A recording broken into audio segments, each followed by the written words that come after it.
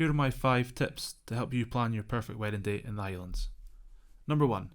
Pick the season you want to get married in. If you want a summer wedding, that's great, but winter weddings are also becoming increasingly popular. You could get married in July and it be raining, or you could get married in October and November and have a nice warm autumnal day. Getting married in Scotland means you cannot always guarantee perfect weather on specific dates. I photographed 6 weddings in 6 weeks between November and December last year, and actually got married in November myself a few years ago. Number 2. A preferred day and date. Saturday early afternoons are the traditional day to get married, but if you think a Tuesday or a Thursday works better for you, then go for it. It also means a lot of venues and suppliers may be available at a reduced rate, as they would be delighted to have a wedding during the week. Number 3. Deciding on your venue. If you have a venue already in your mind that you want to get married at, that's really good, but if you don't, go visit a few venues. Make a list of your pros and cons for each one, like how helpful are the staff there? Do you get a more special feeling from a particular one?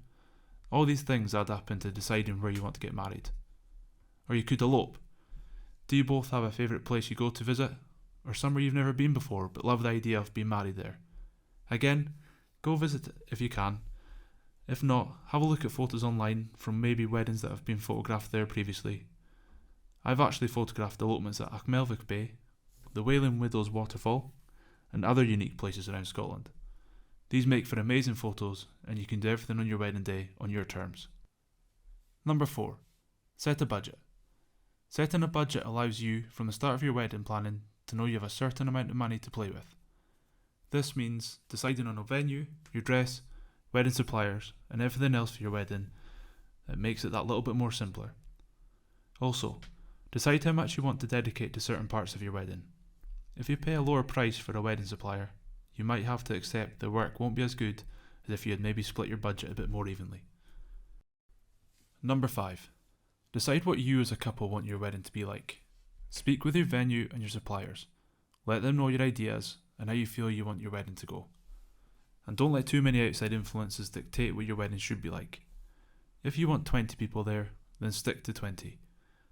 It's easy for family members to sit from the outside looking in and tell you that certain people should be there that you maybe hadn't planned on inviting yourself. There are positive influences too.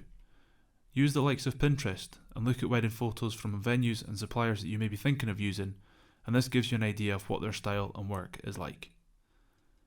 That's my 5 tips on how to plan your wedding. If you find this short guide helpful, click onto my page to look at my photos and other tips on weddings.